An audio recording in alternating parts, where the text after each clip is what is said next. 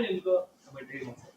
माननीय आमचे मुख्य नेते एकनाथ शिंदे साहेब आणि आमचे केंद्रातील गटनेते डॉक्टर श्रीकांत शिंदे यांनी सुद्धा स्पष्ट केलेलं आहे की कुठल्याही प्रकारची बैठक उबाटाच्या खासदारांच्या समवेत आमची झालेली नाही आहे. ऑपरेशन टायगर वगैरे हा काही विषय पण नाही आहे. आम्ही आमचं काम करत असतो. लोक कामं घेऊन येत असतात. लोकप्रतिनिधी कामानिमित्त वेगवेगळ्या ठिकाणी भेटत असतात आणि जनतेचं काम करणं हे आम्ही आमचं प्रमुख कर्तव्य समजतो. आणि अशा पद्धतीच्या खोडसाळ बातम्या देणंही चुकीचं आहे. आणि अशा प्रकारची कुठलीही बैठक आमची आणि उबाटाच्या खासदारांची झालेली नाही आहे. उबाटातीलच काही लोक अशा पद्धतीने बातम्या पसरवण्याचं काम करतायत.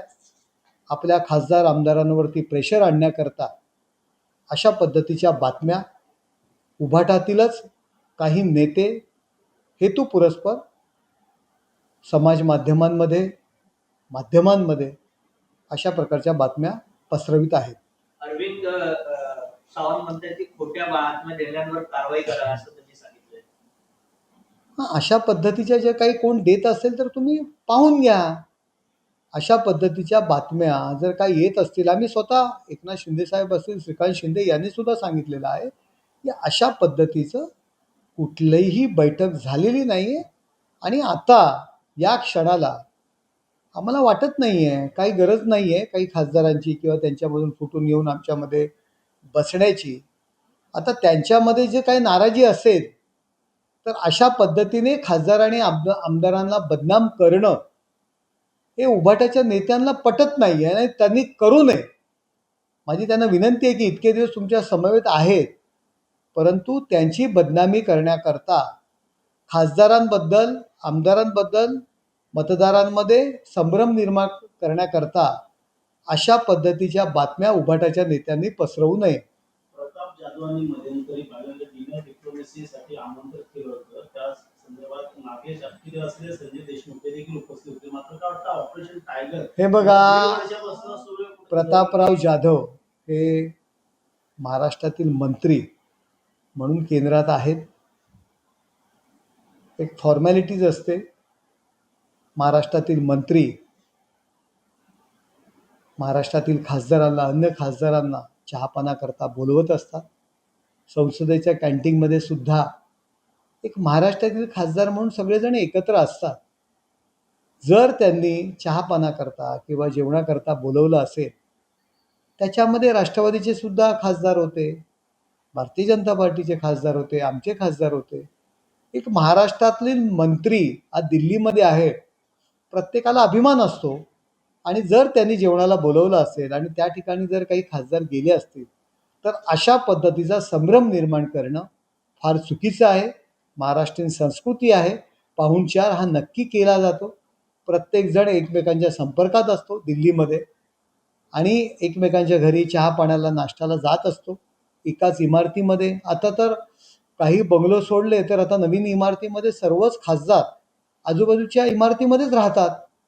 एक दुसऱ्याकडे जर समोर बसला, भेटला आणि चहाला बोलवलं तर तो आपला पक्षातून फुटणार आहे अशा पद्धतीच्या बातम्या करणं किंवा असं समजणं हे चुकीचं आहे. अरविंद सावंत यांनी लिहून दिले थेट पत्रकारांना, मी कुठेही जाणार नाहीये, उभा चिरला तरी कुठे जाणार नाही, शेवटपर्यंत मी उद्धव बाळासाहेब ठाकरे या शिवसेना पक्षासोबत. हे बघा, अरविंद सावंतांच्या बाबतीत मला तरी असं वाटतंय की काही त्यांचे जे हितशत्रू आहेत पक्षांतर्गत ते अशा पद्धतीच्या बातम्या पसरवत असतील.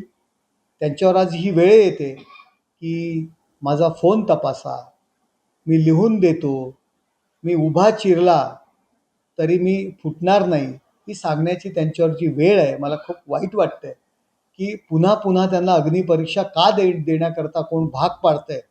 त्यांचं पक्षांतर्गत राजकारण असावं आणि पक्षांतर्गत राजकारणामध्ये अरविंद सावंत यांना बदनाम करण्याचा कोणतरी प्रयत्न करत असावा. अरविंद सावंत नाम ठेवून इतर जे खासदार आहेत ते वेगळे मानतात. नाही, मला काही कल्पना नाही, मला काही कल्पना नाही. परंतु अरविंद सावंत यांना बदनाम करण्याचं काम युबीटी पक्षातीलच काही लोक करत असावे असं मला वाटतंय. सर, ऑपरेशन टायगर संदर्भात ज्योती वाघमारेंनी काही दिवसापूर्वी वक्तव्य केलं होतं. ऑपरेशन टायगरही होणार, ऑपरेशन तुतारी होणार. हे बघा, त्यावेळी सुद्धा पक्षाने स्पष्टीकरण दिलं होतं की अशा पद्धतीची कुठलीही बैठक, कुठलीही कृती आमच्याकडनं झालेली नाही आहे.